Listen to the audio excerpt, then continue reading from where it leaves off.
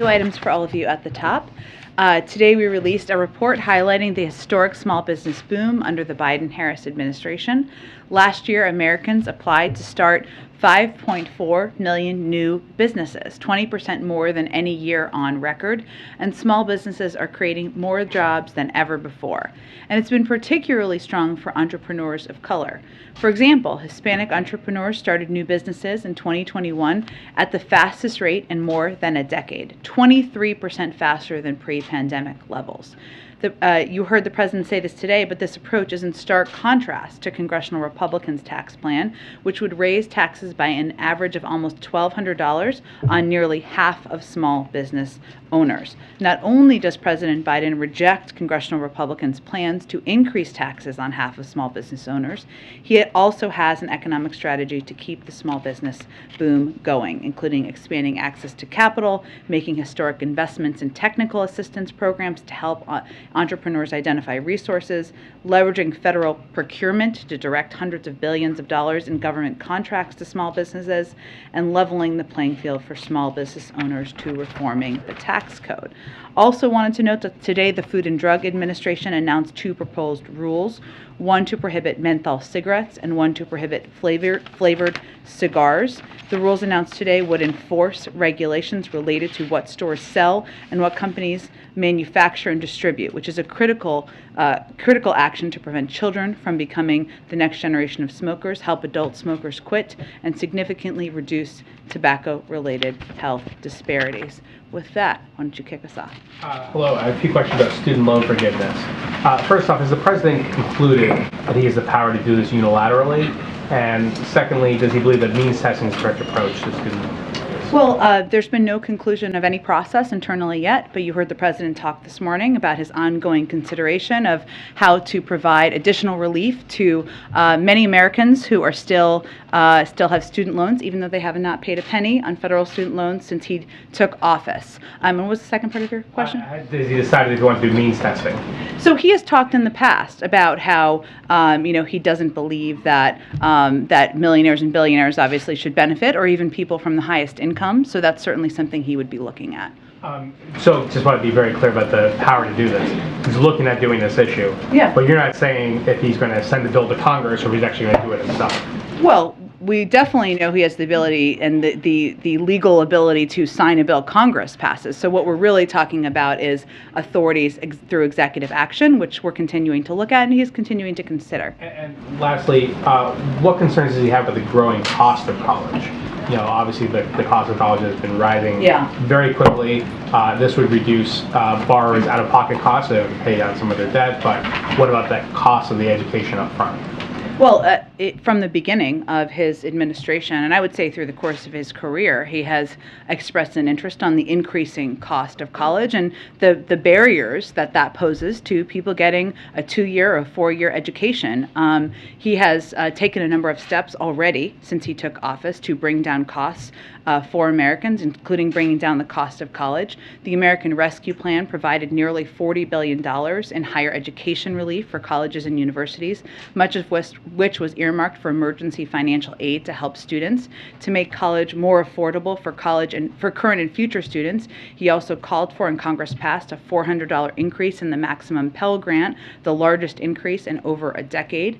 And additionally, we have now approved the cancellation of more than $18.5 billion in student loan debt for more than 750,000 borrowers. So while he's continuing to consider what executive actions he could take using his own authority, even though if Congress sent him a bill tomorrow, he could sign it, and he would sign it to give $10,000 of student debt relief. He has not hesitated and has also taken additional steps. And the final question, response to Republicans like Senator Romney who say this is a political giveaway to consider canceling student loan debt. I would say, the president's view is that as the leader of the country, what he needs to do is continue to provide relief to people who need it most, to help people get some extra breathing room, and that includes getting people this consideration of getting people relief who have taken steps to further their education and maybe take steps to advance their family circumstances. Go ahead. Thanks. Switching gears to Title 42, the president said today that the administration would comply with whatever the courts decide. So just to be clear, there's not a plan to fight this decision? That would be a decision made by the Department of Justice, but they haven't even done a formal ruling that they're considering at this point in time.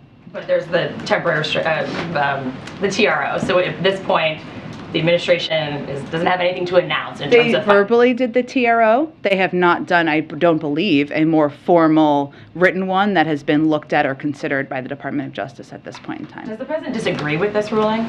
Again, it's the Department of Justice to look at this. The president has talked about how the authority is given to the CDC to make a decision about when the conditions exist to lift Title 42. They made that decision, and he certainly supports that, and that's why we're preparing to lift it through the Department of Homeland Security and an interagency process. But if the CDC determined, like you just said, the order was no longer necessary, then it wouldn't make sense to not fight this, to let it just stand. Well, the Department of Justice would make that decision. There hasn't even been a formal issuing by the court. It's been a verbal report. They said they would need to look at that.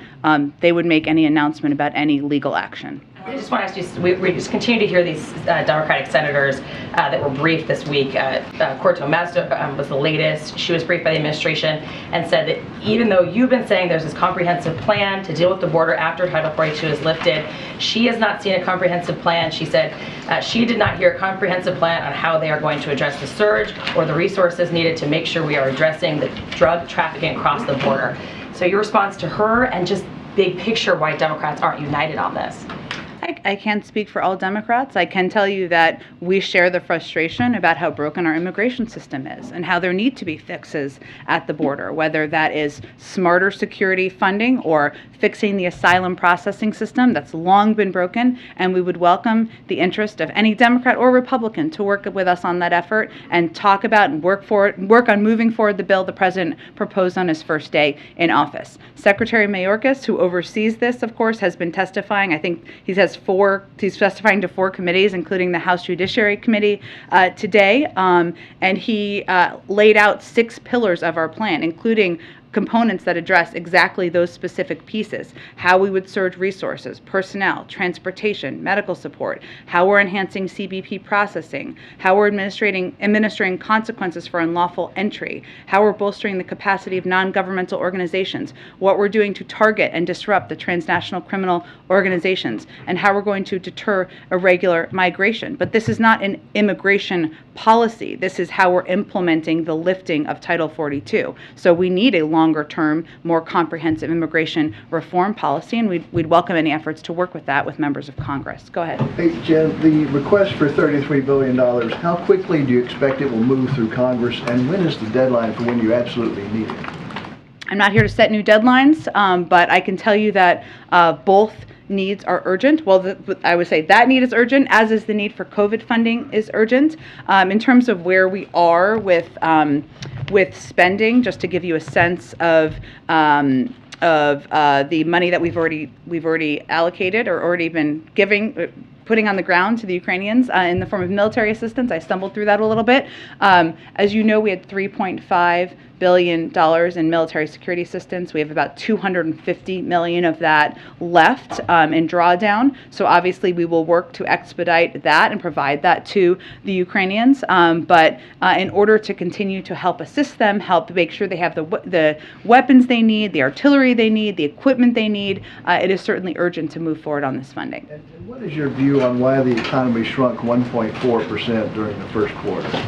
So GDP, which is what that's a measure of, measures a couple of different components of economic data: consumption, investment, inventory, and exports. On a number of these data components, we had very positive signs in this same set of data, including consumption. Consumer spending was up by about 2.5%. On investment, business investment, residential investment, both up as well. And on exports, the number was down, but that is largely because our economy is doing better than many economies around the world. So while we were purchasing a lot of goods from other countries, there wasn't the same capacity to purchase our goods. That is why that number was lower. And then on inventory, which is another piece of data that is measured, quarter 4 of last year had the largest inventory number of any quarter in history, in large part because as the supply chain problems were being fixed, thanks in large part to the president's efforts,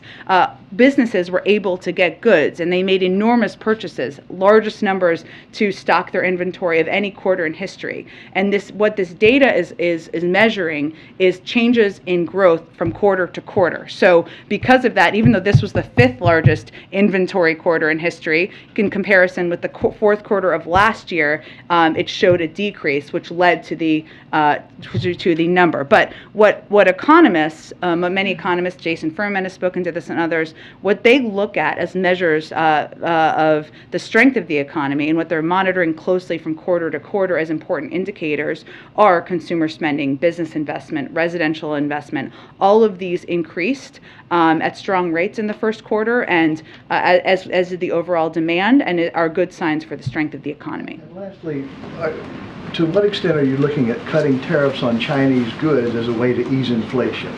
Well, there's an ongoing review of that led by Ambassador Tai at USTR, and we are certainly continuing to look at where these tariffs put in place by the prior administration don't make sense. And one of the factors that we're looking at as a part of this review is certainly the impact on jobs and wages, and of course on inflation. But we're also looking at, and costs, of course, of goods, but we're also looking at where we have concerns about the economic policies and approaches of China. But I don't have anything to preview at this point in terms of how that review is going. Go ahead.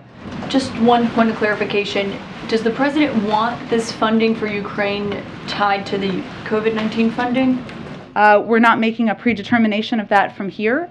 We put forward both of these funding requests today because they're both vital, they're both important. We need them both to help the Ukrainians and to help ensure we're continuing our COVID programs here in this country and around the world. But we're not going to predetermine for Congress how they move forward. There's just an urgency in moving them forward. Okay, it was just confusing because in his letter to Congress, he seemed to say he did want it tied to the COVID-19 funding, but he told reporters he didn't care if it was tied to the COVID-19 That was funding. not the intention of how it was written. It was intended just to convey we're putting these both forward so today. The White House is not saying that it should be tied to the COVID-19 funding. No, we're saying these are both urgent. We would like to move these forward. We'll work with you to determine how to get that done. Okay, and you said you don't want to put a deadline on when Congress needs to pass and authorize this $33 billion request that the president has made, but how many more weeks can Ukraine go based on what they have so far and based on the drawdown authority that the president still has before you do start to see interruptions in military aid and economic assistance and humanitarian aid? Well, I would say because we have $250 million left. Not very much though, compared to what you're asking. I know. I'm getting to your point. I'm getting to the point here. There's obviously more that's needed, and we want to be able to continue to provide a range of security and military assistance to the Ukrainians. Now, we strategically front-loaded the military and security assistance we were providing a couple of weeks ago, expedited the delivery of it, because we knew that as Russia was repositioning in the east and really changing their strategic approach to focus on the Donbass, they would need that on the front end. So it doesn't mean that it will be exactly the same pace in every week, but certainly there is an urgency to getting this funding done. There's been bipartisan support in the past, and we're certainly looking forward to working with them to get this done as quickly as possible. And it would seem to suggest that there is a timeline, since officials told reporters today, briefing it, that they believe this is enough for Ukraine for the next 5 months to last through the end of the fiscal year, which of course that would start in a few days if you're judging. Well, that's a different question than a timeline for getting the package done. I mean, we did this on a fiscal year basis because that seemed to make sense, of course, and also because we wanted to do it over the long term for planning purposes, but it doesn't mean that the funding would be delivered tomorrow, obviously. We have to get it through and move it through Congress, and we want to do that as quickly as possible. Go ahead. Thanks, Jen. A quick follow on student loans. Today, the president said that he is not considering the $50,000 figure that some Democrats have pushed for. Is there a range you can provide for what he is considering? Is it more than the $10,000 both of you have mentioned before? He has said that before, so today was not the first time he has said that about $50,000 in the past. I guess it's been a few months. I don't have a top range for you. I think he was just reacting to that size of the number. He said in the past, and I've reiterated, that he would be happy to sign a piece of legislation or a bill that came to his desk that canceled $10,000 in student loans. Could be more than that. We're looking at that, but I think $50,000 was just his indication of that size and his opposition addition to that. Got it, thanks. And then today, when he was talking about the supplemental budget, he said that NATO allies and EU partners are going to pay their fair share of the costs as well. How does he define fair share? I think he was trying to send the message, which has already been underway, that we are going to continue to give a range of and a significant amount of military and security assistance, but other countries, we expect them to continue to step up as well, as this is going to be a sustained effort, a longer war, as we've talked about before. We're going to need other countries to continue to provide a range of assistance as well. And we are far and away, the United States is the largest provider of military, humanitarian, and economic assistance. And other countries have taken steps. I mean, Germany just announced this week, right, their plan or their intention, and they may have been delivered to provide tanks, something they have never done before. A number of other countries have announced steps to provide a range of military assistance and weapons that they have never provided before. But it was more the president sending a message about the need for every country to remain committed to this sustained and long-term effort to support the Ukrainians. But he's not saying that they should be paying as much as the U.S. in terms of a monetary figure.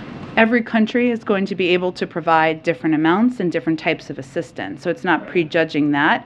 It's just an ask and a reminder and a call to the world that we need to be in this for the long term, and we all need to continue to provide a range of assistance. And then one more on Paul Whelan. Yesterday I asked you about what his brother said. Today he himself issued a statement, and he is asking, why was I left behind? He mentioned he's pleased Trevor is home with his family, but he is asking, why hasn't more been done to secure my release?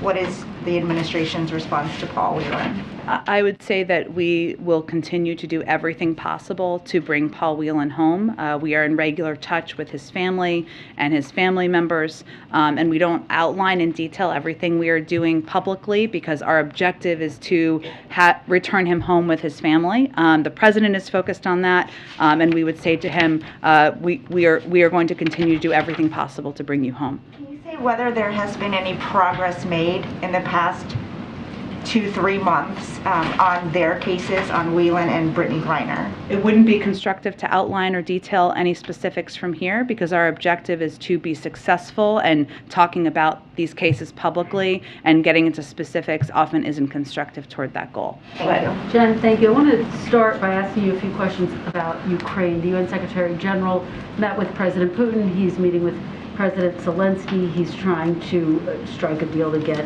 those who are in the steel plant out. The Ukrainian officials were very skeptical of these talks heading into this week. Does the administration feel as though there's been any progress that has come out of his talks with Putin and Zelensky?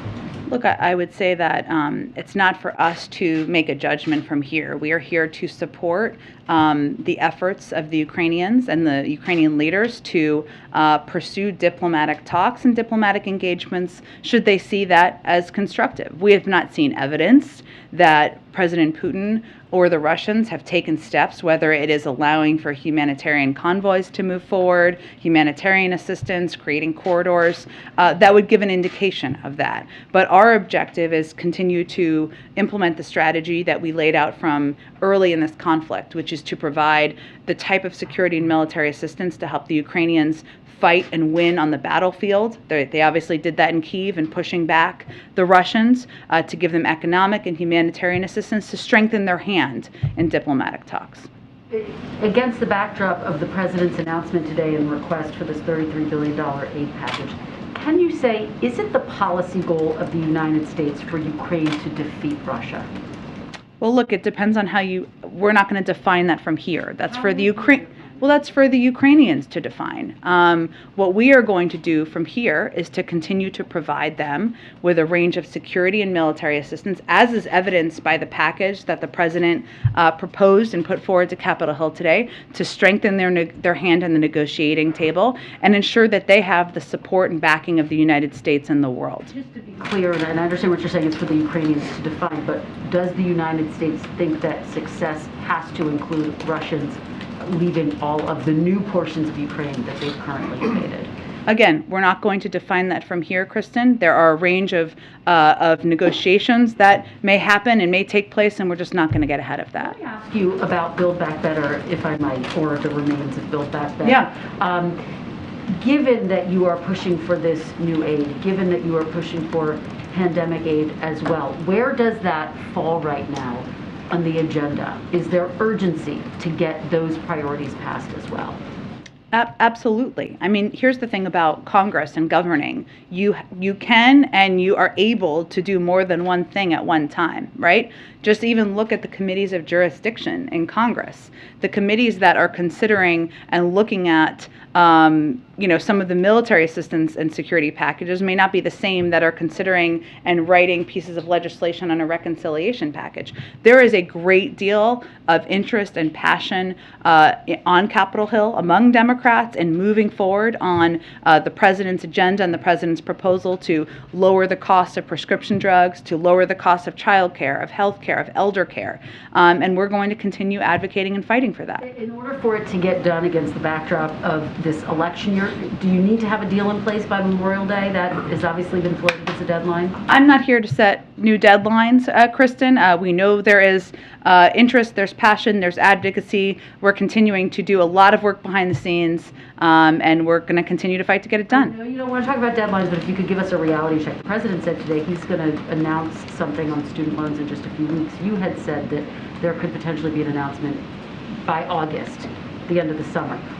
Realistically, can we expect to hear something from the president in the next few weeks on this? Stay tuned and we'll see. Obviously, we have to continue a policy process. The president will make a decision, and once we have a decision to make, we'll of course announce that. What I was getting at really is the end of August is also the time that the student loan payment deferral, that's the kind of period that it was extended through. So it was more about making a decision before then. Okay, thanks, Jen. We always like to beat timelines here, so go ahead. Thank you, Jen. On student loan debt, Yeah. the Committee for a Responsible Budget has spoken out against this, saying they've done a calculation that canceling $10,000 per borrower would cost $250 billion, $50,000 per borrower would cost $950 billion. What do you say to people sort of in their camp who are concerned that canceling student debt can have an inflationary impact? Well, I haven't looked at all those numbers and what incomes they would apply to, nor has there been a proposal that the president has put out on this front or anything that's passed through Congress. But what I would say, broadly speaking, is that when you look at the choices that need to be made, the president is looking at the impact of student loans, something that many people in this country, millions of Americans, undertook to get a better education, to make sure they were advancing their own knowledge, to maybe help their family have a better life. That finding ways to provide relief to students, to make sure that these working families are getting relief is more important than tax cuts to millionaires, billionaires, and corporations. And we can make choices about where we invest and where we think we can make the tax system more fair. But there isn't even a bill that's moved through Congress, nor have we put a proposal together. So those numbers aren't based on any reality at this moment. Broadly speaking, is there any concern that, given this narrative that it could have an inflationary impact that's coming from critics of this administration who are looking at the economy, looking at inflation, and having problems with where it stands? Is there concern that, canceling student debt could make it hard for the Joe Manchins of Congress to sign on to bills that would, pass elements of Build Back Better that you guys are still trying to get through, which he said he won't do because of inflation? Well, I'm not going to speak, obviously, for Senator Manchin. I haven't heard him make that point in the past either. What I would say is that the way that inflation impacts people across the country is costs, right? Costs to their bank accounts, costs to their budgets. And what we're talking about here is how to provide people with relief. How we can provide them with relief or consider providing them with relief so that they have more money to spend on things in their lives. And providing student loan relief is exactly that. And the president has taken a range of steps to address and lower costs for people. Considering this is one of them. Extending the pause on student loan payments is one of them. But also fixing the glitch, the family glitch, and the Affordable Care Act is another one of them. So when we talk about inflation, sometimes we talk about it like, a 50,000-foot ivory tower economist might. And really, how inflation impacts people is costs and what they're paying out of their pockets. So actually considering this would be helping Americans address exactly that issue. And then on this new report that the Department of Homeland Security is setting up a disinformation governance board to tackle misinformation ahead of the midterms. Secretary Mayorkas said that part of its intention was to tackle misinformation in Hispanic communities especially. Can you give us an idea of what this board is going to be doing, what their authority would look like? Sure, Jackie. I really haven't dug into this exactly. I mean, we of course support this effort, but let me see if I can get more specifics. We know that there has been a range of disinfo out there about a range of topics. I mean, including COVID, for example, and also elections and eligibility. But I will check and see if there's more specifics. There's been some criticism of the person who's been chosen to oversee this board. She had previously called the Hunter Biden laptop a Trump campaign product, seeming to discredit its validity or validity of reporting surrounding that. How can you assuage concerns of people who are looking at this person who's been appointed to this position and wondering if she's going to be able to accurately judge misinformation now that a lot of that reporting has been proven to be factual in some ways? Well, I don't have any comments on the laptop, but what I can tell you is that it sounds like the objective of the board is to prevent disinformation and misinformation from traveling around the country in a range of communities. I'm not sure who opposes that effort, and I don't know who this individual is, so I have no comment on it specifically. Her name is Nina Jankowicz. She also just recently made some polarizing comments about Elon Musk's Twitter purchase. It's just getting some pushback from critics who are saying this person may not be the right choice for a board that is run by the Department of Homeland Security. Can you speak to that at all? I don't have any information about this individual. I can check on more information about the board. Go ahead. How much of the original $13.6 billion for Ukraine has actually been spent at this point? Reporters are still trying to understand the answer to that. Well, I noted a little bit earlier, I think, in preemptive response to this question, that of the $3.5 billion on security, we've spent $3.25 billion of that already, which we have transparently provided regular info to all of you on. In terms of the humanitarian and economic assistance, a lot of it has been allocated to how it would be spent. I can see if we have an update on what has actually gone to ground. Okay, and secondly, on the menthol ban, some black community activists, the ACLU, members of the CDC have raised concerns that it could push more of the illicit market, which would lead to racially profiling black smokers. Can this administration assure that won't happen? Absolutely, because this rule would go after manufacturers and people who sell, not individuals who smoke menthol cigarettes, and it would save lives. I'd also note that the NAACP put out a statement saying for decades the tobacco industry has been targeting African Americans and have contributed to the skyrocketing rates of heart disease, stroke, and cancer across our community. The tobacco industry is on a narrow quest for profit, and they have been killing us along the way. The NAACP has been calling for a ban on menthol cigarettes and flavored e-cigarettes for years now, and we applaud the FDA's plan. But what we're talking about here is these rules are estimated that it's estimated that eliminating menthol in tobacco products could prevent up to 654,000 deaths over the next 40 years and up to 238,000 deaths among African Americans. But this is not about going after individuals smoking menthol cigarettes. This is about manufacturers and people who are selling them. Why does President Biden believe pro-life taxpayers, Catholics among them, should fund Title 10 clinics that advise women on how to get an abortion? You go down the road, you give these people 5 and 6 questions. I get one. I think if you could sit here and be respectful of your colleagues here, that might work better. Go ahead, sir. I think he's the next question. Go ahead. Title 10 clinics that advise women how to get an abortion. On the EMLA meeting, your statement laid out a bunch of domestic issues that would be discussed and regional issues like economic cooperation, etc. I was wondering if the president was planning to raise AMLO's attitude toward Russia and Ukraine. He's been really loath to criticize Russia ideas and really join this international effort. So does the president plan to raise that tomorrow? You know, it's a good question. The primary focus of the meeting, as you outlined, is about kind of getting ahead of the Summit of the Americas, talking about the agenda. Obviously, there's a lot to be discussed as it relates to migration, and this meeting was planned in advance of our long-term planning of the potential lifting of Title 42 as well. It is often on the president's mind, as you know, Russia and Ukraine and the conflict. So while it may not be on the preemptive agenda, we will have a more comprehensive readout once the meeting is concluded. And on the GDP report, I'm just wondering if the contraction has the White House rethinking its support for the Fed's plan to raise interest rates.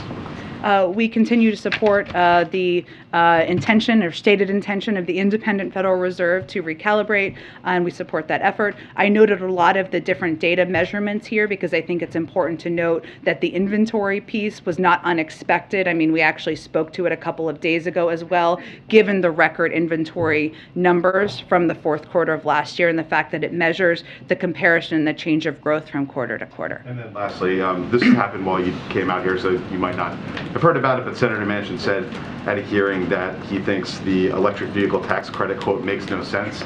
And I'm wondering what your reaction to that is and whether you think that further complicates skinny reconciliation bill getting through.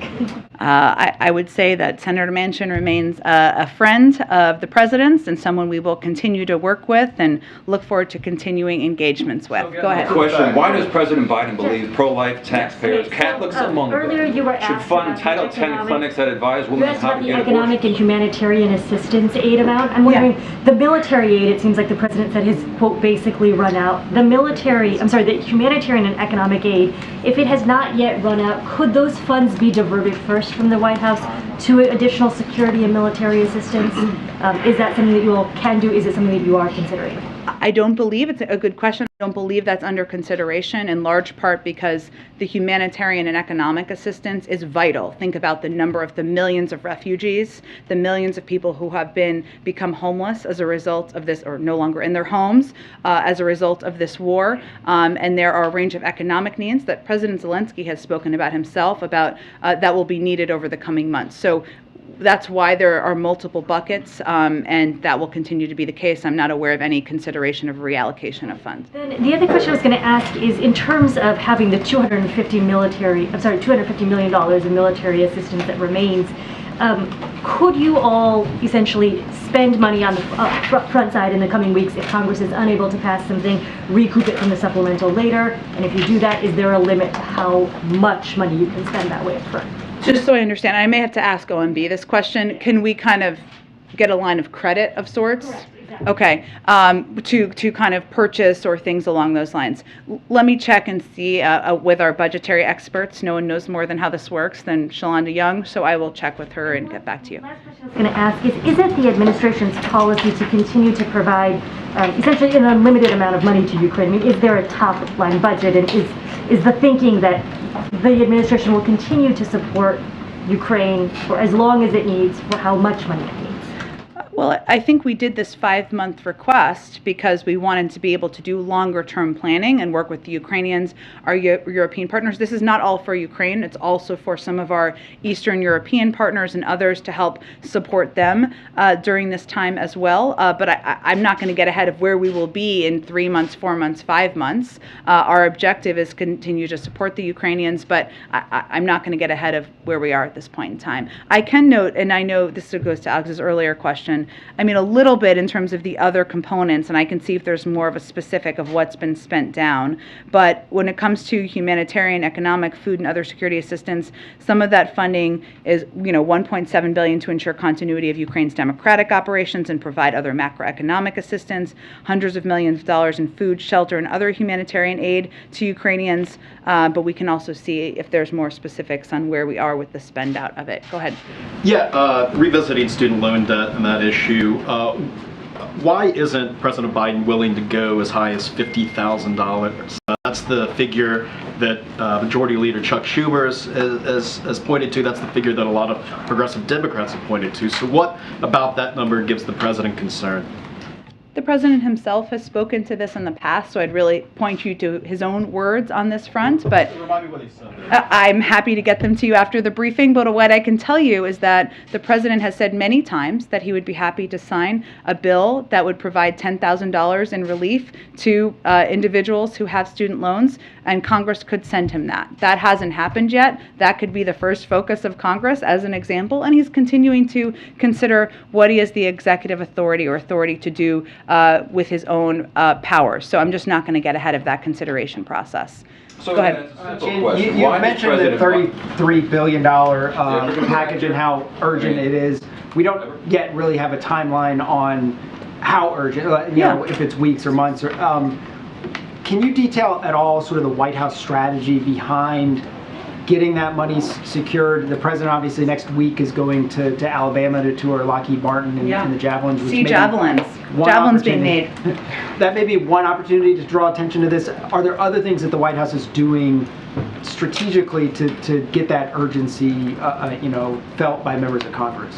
Look, I think you are going to see a full court press from us on this funding, as well as the COVID funding, which is vital to the continuation of our fight against the pandemic.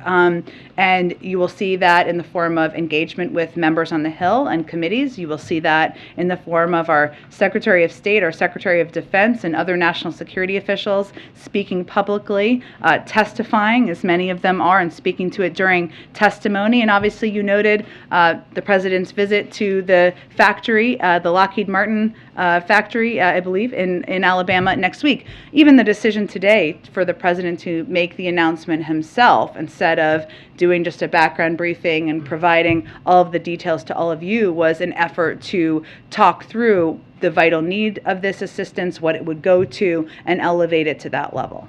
And then is there any effort, I guess, you heard this a little bit from him today, talking about how Ukrainians are giving up their lives, so the money, I guess, is there anything that the White House is doing to address the concern from some Americans that this is an awful lot of money going to a foreign country when we have domestic needs at home? I don't know if there's anything proactively that you guys may do to try to make that case for why this amount of money is needed. Well, I would say that we've also seen an incredibly heartfelt outpouring of support from the American people for the efforts of the United States to lead in standing up to Russian aggression and to stand up in favor and support of the Ukrainians. You know, to the president, this is about American leadership in the world. It's also about standing up for democracy versus autocracy. It's about standing up against one foreign country invading another foreign country. You know, it's about American leadership in the world. So we will continue to articulate that and make that clear. And that is part of the reason why the president also detailed in specificity today what all of this would go to. I mean, some of it, a great deal of it is, of course, to military assistance to fight this war. But there is funding in there, as he noted this morning, for food security and ensuring that we are addressing any food shortages around the world. There's assistance that is going into humanitarian assistance and helping the outflow of refugees. And so it was important to him personally to lay out the specifics in his remarks this morning. So again, a really simple question. Yes, thanks, Jen. Looking ahead to the president. One question. You give these people 6 questions in the front row. Looking ahead to the president's trip to Japan that was announced last night, I'm wondering if you can talk about, in the Quad Summit, wondering if you can talk about how the president will raise sort of a unified response to Russia with India at the table, and then also sort of the China-Taiwan issue. Well, on the first part, on Russia, I would say first we've had a number of engagements, as you know, with leaders in India about our approach to supporting the Ukrainians in this war, whether that is sanctions and the enormous sanctions package we've put in place, or of course the assistance we've provided. We will convey the same sentiment in this meeting. Now, this meeting is several weeks away, so a lot can certainly happen. And as you know, other members of the Quad have also been vital partners and vital, supporters of the Ukrainians' effort to fight the war, including Japan. I mean, Japan, just as an example, has not only provided a range of assistance, but they've also agreed to divert some of the LNG resources to help Europe. So there's a number of steps they have also taken that will be a part of the discussion. And certainly certainly the President will provide an update on what we're doing and where things stand at that point in time. We're just not quite there on previewing the agenda yet. Obviously, the President's position on Taiwan has not changed. He will certainly restate it during this meeting, but I'm sure we'll have more to preview as we get closer to the trip. China, Taiwan? How will that be raised as well? Again, as we get closer to the trip, there's not a change in our policy. Obviously, the President's policy is based on the Taiwan Relations Act. That will continue, and as we get closer to the trip, I'm sure we'll have more to preview. Go ahead. Thanks, Jen. One question on Moldova, one on COVID. Do you have any update, any insight on the explosions in Transnistria earlier in the week? Yeah. And if the Russians were to open a new front in Moldovan territory, would that trigger any new consequences for Russia? On the first part, I just don't have a new confirmation or new details to read out from here. We're still continuing to look at the explosions from earlier this week. I'm just not going to get ahead of a hypothetical at this point in time in terms of what consequences there would be. Yesterday you were talking about how there's great access to Paxlovid in the country. You're trying to get the word out on its effectiveness. One of the main issues with Paxlovid is that an individual who's eligible has to test positive, and then they have to race to get it within 3 days, even though they're quarantining. Is there any conversation within the administration to change that for an eligible individual to be able to get it preemptively? I think that would be a decision likely made by our health and medical experts, so I just don't have anything to preview at this point in time. It requires a prescription, right? But there are a range of ways to have those conversations with your doctor, so I'm not sure it always involves a race to the doctor's office, but different doctors can have virtual appointments and other means of getting prescriptions. It's about consulting to ensure you're eligible. Question. Thank you, Jen. So I have a question on Ukraine and then a follow-up on my colleague's question. Zelensky's top advisor tweeted today that Ukraine should decide whether to strike Russian military facilities. I know you've spoken on this before, but you're trying to avoid a hypothetical situation. But this seems like it's getting closer towards a non-hypothetical situation. Can you at least outline? I appreciated that. Okay, go ahead. Whether the administration believes that this is escalatory or could be constructive. Well, you know, one, I think it's important to take a step back and remember what we're talking about here. I mean, it is Russia that started this war, invaded Ukraine and violated Ukraine's sovereignty and territorial integrity. It's Russian forces that have committed war crimes and horrifying atrocities. And it's Russia that continues to attack Ukrainian targets in Ukraine every day. So even if we are, dare I say, getting into a hypothetical, what we're talking about here is not any intention of Ukraine invading Russia and trying to take Russian territory, going after Russian civilians, going after Russians' hospitals. We're talking about consideration of military targets. It's something very different, so I just think that's important context for everybody to consider. Still on Ukraine, there is no formal announcement as of right now about Jakarta inviting Zelensky to the G20, but our sources suggest that they are indeed inviting both Zelensky as well as Putin. So under those circumstances, would the president consider attending? I know it's still 6 months away, but under those circumstances, if it remains the same. Well, we certainly welcomed reports about Ukraine's invitation. Obviously, we can't confirm that on behalf of Indonesia, who is hosting, and the president has been clear about his view this shouldn't be business as usual and that Russia should not be a part of this. But again, it's 6 months away. We don't even have confirmation of these reports, so I'm certainly not going to get into a hypothetical in this case. To follow up on the issue of Americans being concerned about the amount of money being sent out to Ukraine, one of the things that the president outlined today in his speech was not just humanitarian assistance, but also allow pensions and social support to be paid to the Ukrainian people. So what would you say to the American public who says, okay, it's one thing to help Ukrainian refugees with food and shelter, but why should we be paying for their pensions? Well, look, I would say that we have provided a range of economic assistance because we know that their economy has been devastated, not of their doing, because they were invaded by a foreign country. And they're going, let me finish. And they are going to need assistance in order to recover. We provide assistance, economic and humanitarian assistance, to a range of countries around the world because that's part of American leadership. And so I would say that's the reasoning for this assistance being proposed in the package. Go ahead. Jen, on Menthol, going back to the opposition in the Black community. Talked to Congresswoman Frederica Wilson today. And she said she's opposing it. She says the president should not only deal with menthol, but ban all. Instead of just menthol, she feels that it will cause a profiling issue. And she also says this is something that should not be dealt with in the midterms because it will split the black community. What do you say to that? And are you talking to Frederica Wilson, Al Sharpton, Ben Crump, and others about this very issue? Well, let me try to answer all your questions there. I'm sure you'll let me know if I don't, April, of course. This is a public health decision made by the FDA. And the objective of it was not to address politics or handle politics in one way or another, but to save lives. And the studies estimate that with menthol cigarettes, if they're no longer available, it could prevent over 650,000 deaths, including 238,000 African Americans. There are also high rates of use by children and young adults. Menthol also increases the appeal of cigarettes, makes them easier to use, especially for kids.